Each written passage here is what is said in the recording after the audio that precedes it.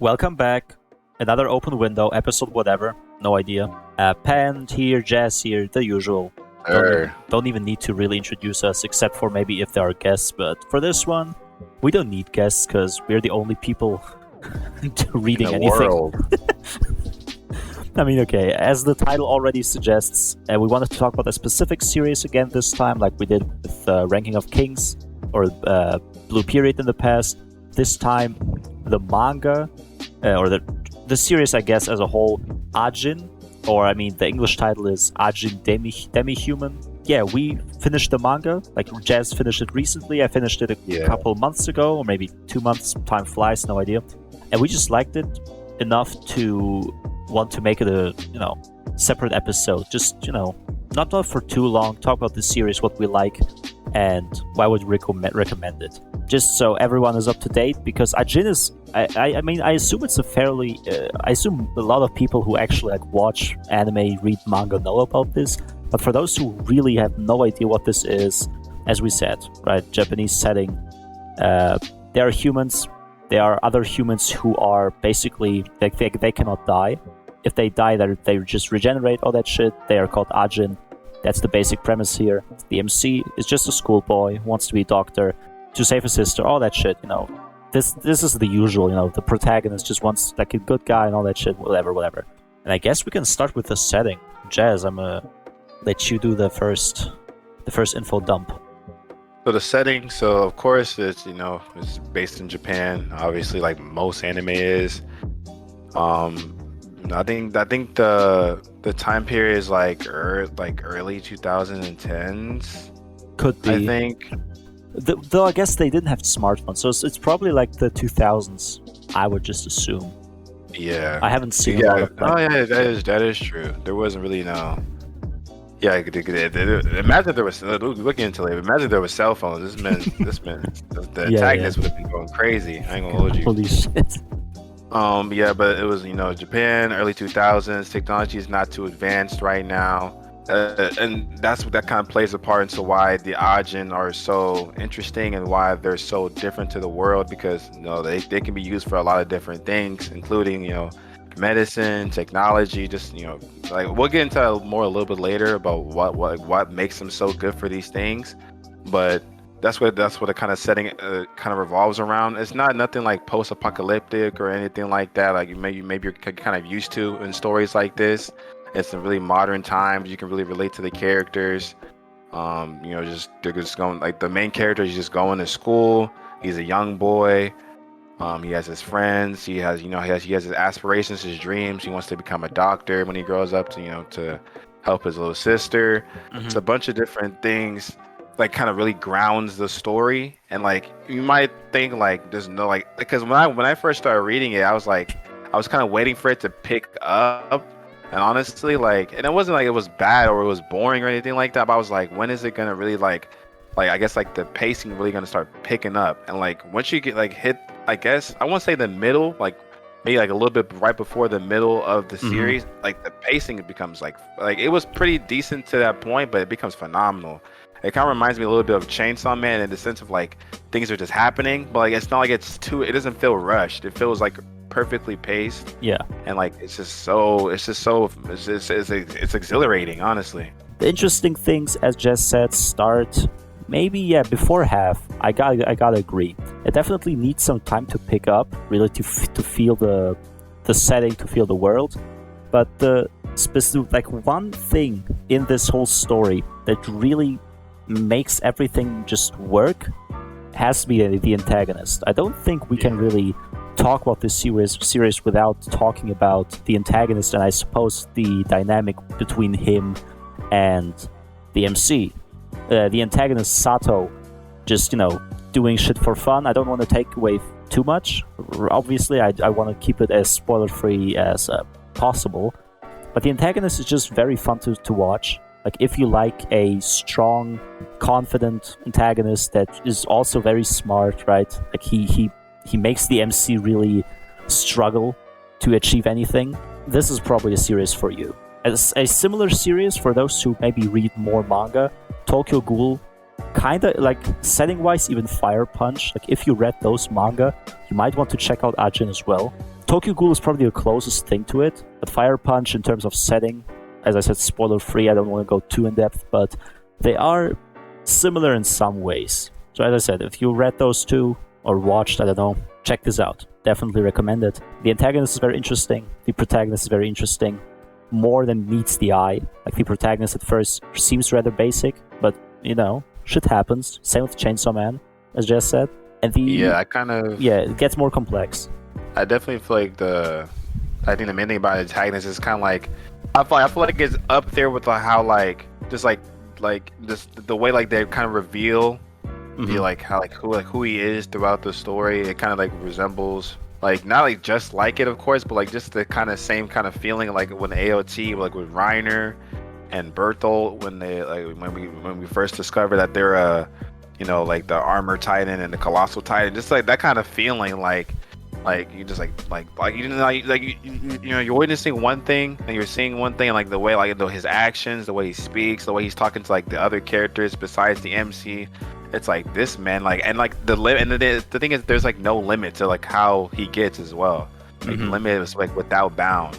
So it's like, oh, like he can't outdo himself this time, or he can't, like, there's no way he can be that creative. There's no way he can think at that outside the box. But every single time he does, and it's like, it just has me just stumped. I'm just sitting there with my mouth open, like, what the fuck? Like, there's no way this man like thinks about something like no normal person thinks about something like that. Yeah, and that's what I think. Man, it's just crazy. I gotta give credit to the author, right? It's just insane what you can come up with this power system. The people who are immortal, I'm just calling them. They are called Ajin. They have something of a power that is similar to Stan's in a way. They aren't really distinctive abilities, like completely distinctive, but they all have like these shadow creatures behind them. Every shadow creature has like certain strengths and all that, so it's not too deep. The main thing you just need to know is that they are immortal and can regenerate themselves. So this simple power system is really pushed to its, like, beyond its limits, actually, just by watching what the antagonist is doing. Like, the humans really can just not keep up. Like, he just shows you that this simple power can make you a complete, like, one-man army, and no one can stop you if you know how to use it. So it's definitely super entertaining to watch that. Pacing-wise, as I said, it is slow in the beginning, but as soon as as soon as the big arcs start, it just doesn't stop. It just goes full throttle, Chainsaw Man style, until the very finale. And yeah, no spoilers. The arcs are clean, so definitely something to look out for. I had to buy the physical volume, like, recently. I just had to. I didn't know that. Yeah, whenever I like a series enough, like 8 out of 10 or higher, I have to buy a volume, right? It's like a physical, just to show some appreciation. But yeah, I think the pacing too. I mean, like, I think like it was kind of slower in the beginning because like just I wouldn't even say just like limited to world building, but like just really like kind of fleshing out even the main character as well. Like it's nothing to like Sky. I don't want y'all to be like, oh, it's only the antagonist. Like no, like Kai, like, K, that's his name, Kei, K Nagai. Like his development throughout the story is really good too, and it's one of those things, like when you see him at the end compared to what it was at the beginning, it's like, and especially like when he like, I think the main thing is like hearing conversations about him from the other characters really like fleshes his character. Like it's like when we first, like I said, I don't want to really do any spoilers, but like I'll just say like there's this one conversation that his mom has with his sister, and that like really like put stuff into perspective for the main character. And just little conversations like that, and then of course towards the end, like from middle towards the end, his actions start to change. The way like he goes about explaining why he does it, or like even like him just like stumbling over his words, being a little bit more abrasive, or like actually trying to, actually let me not even say that, 'cause that might be a little bit of a spoiler. but just like the main character, basically what I'm trying to say is the main character is just as interesting than as the antagonist, of course. So I don't want y'all to just only go in here like expecting like the main character from beginning to end he's a really good contrast to the antagonist. He gives him a great run for his money. He's just as interesting. He's just as creative as well. Probably not as crazy as the antagonist, because man, like, every time he like they think they boxed him in, he just does some crazy shit. Yeah, but he's really smart too as well. So it's cool to see how both of them use their Ajin and just ways that you can't like. I wouldn't even like when you read like what they Pam was saying. It's just such a simple power, but the way they just be like just manipulating it to just do some unthinkable shit is like it's insane. Yeah. Even though now that you described the whole dynamic between the MC and the antagonist, I just realized it is basically like they have the same power, but one of them is just more creative, and that is, I guess, because the MC is more logical, like trying to make up plans, following the rules, while the antagonist just, doesn't have these limits. He just comes up with shit on the fly, just, he knows what he's doing, and doesn't really follow any rules. So it's like, the MC could be like the antagonist, but he just has these limits that make him, not be able to perform as well as the antagonist. But that's also like, I'm really treading on the line to spoilers, like the spoiler territory. I have to be careful. Yeah, but yeah, it's one of those things. It's like kind of like AOT or like just like you really can't say too much because like just like there's a lot of just like different changes and like even just like minor details about the characters like can really just give stuff away. Honestly. But as a whole, definitely interesting setting. I haven't even got to the art. Like the art is really good. It improves a lot over the course of the story. It starts off already being pretty good, but obviously not as crazy as in the end. Like you can this is almost low key, but not to that extent like Tokyo Ghoul 2. Tokyo Ghoul at first has like alright art, pretty nice, but then it just becomes very good.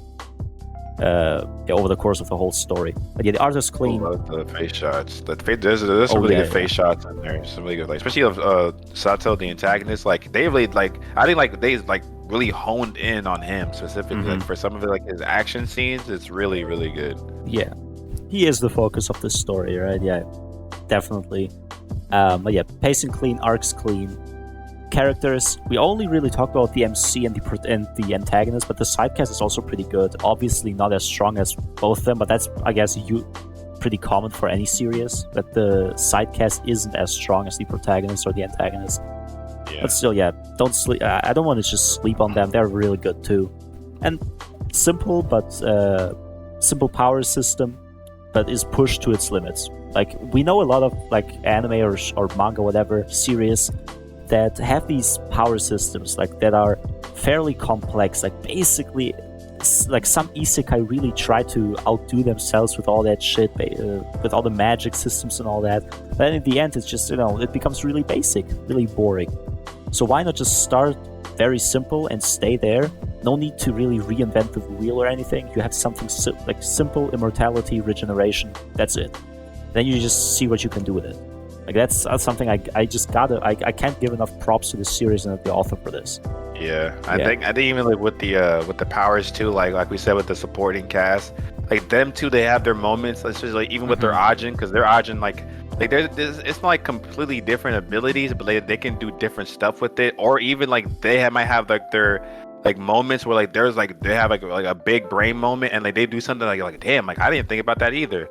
So it's not only like limited to the main character and the antagonist where it's like only they can kind of be creative. There's a lot of like especially towards the end, there's a lot of like they bring in like kind of some one-off characters and like a lot of them just do some like cool shit. Like you're like damn, like I didn't know that you could like first of all like this like for example there's one of them like who can I think he was able to like kind of use two of them and like kind of two Ajin, but like and like kind of use one as perception from afar and then use one like up close and personal, and it was like and seeing the protagonist kind of having to deal with something they haven't met before because they haven't met anyone that could do two Ajin before. Yeah. So just seeing, and I love that too, cause it kind of answers the question without the reader having to ask. Because I bet the reader's like reading throughout the whole story. Like, I wonder if someone out there can have two Ajin and just throw them right into the fight with one of them. Exactly. So I like that about it a lot. Yeah. Overall, pretty smartly written. All the dynamics, conflict, themes. Don't want to go too in depth because I don't want to have this video be too long. We just want to keep it at more surface level and dig here and there a little bit deeper. I guess that's it. For those who are thinking about hesitant because it's a manga, there is an anime. I think there are 2 seasons, but sadly it is a CGI anime, like full on CGI. which most people I assume won't like. And I myself didn't like it too much. Like I think I remember watching a couple episodes of season 1. It isn't bad or anything, but the manga is definitely superior. The anime also changes a little bit of, I heard, like some stuff is changed. It isn't like it's not that great. But if you want to check it out as an anime, I guess it exists. But the manga is preferred. It's on It's on Netflix, right? Just Yeah, for it is y'all on to Netflix. know where to watch it. Yeah, it's on Yep. Netflix. So if you have Netflix, you can definitely go ahead and watch it. I know a lot of people who did watch the anime. Like they said, it wasn't bad. Like I think like the story aspect is pretty good. I know the anime, like I said, the CGI is probably what throws them off. But if you just kind of can kind of just overlook that, I think the story is still pretty solid. The voice acting is good. I know the voice acting is good, so as I said, it's not like a bad show or anything. It's just that the CGI can, make people not want to watch the show. It's similar to Beastars. It's similar to this one show with the old man who became a robot. If you know this, comment down below. Jazz probably doesn't know what it is. What the fuck are you talking about? whatever. Like these full-on CGI shows, it just a lot of people just don't want to give it a shot. And I mean, I'm in a similar boat usually. But as I said, there's an anime, there's a manga. Check it out. It's a similar series. Like if you've read Tokyo Ghoul and enjoyed it, if you enjoyed Fire Punch, try out Ajin, and vice versa. If you actually know this manga and read it already, try out Tokyo Ghoul Re, Fire Punch. If you're reading Fire Punch at this point, also read Chainsaw Man. I'm just gonna This man is trying to just plug everything. Yeah, the next manga we're gonna talk about, or probably gonna talk about, is The Climber, and that shit is, it hits different. But that's a talk for a future episode. For now, it's just Ajin, as I said. Definitely. And if you have watched or read Ajin, put it down below and put like how you felt about like your thoughts, maybe your favorite character, things like that. Do you think do you think it is a good comparison to like Tokyo Ghoul or Fire Punch, or maybe you have like other anime or manga we haven't even like looked at yet? Yeah. That might be kind of similar to this. Put us on, bro. I'm down to read anything. I'm down to watch anything. Yep. So yeah. And I guess even if you didn't enjoy Ajin, maybe you just didn't like it. Just if you want, tell us in the comments. I'm interested to read criticism. Want to hear what people think about this, what series. you didn't like? Yeah, that's true. What you didn't like? Yeah, because my anime list reviews, they can be biased as shit. Like I don't give a fuck. I would listen. If I see a single YouTube comment, I'm more interested to read that instead of all these mal reviews. But they be on Mel giving it up. I ain't gonna hold you. Yeah, they are crazy. And then you go on their profiles, and it's just the wildest shit you've ever seen. No way I'm listening to people like that.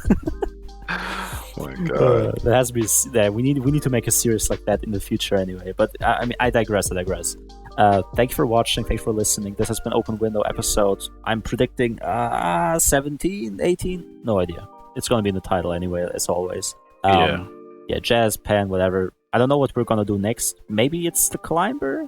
Maybe, I don't know. Maybe something else comes up. There are like, whatever.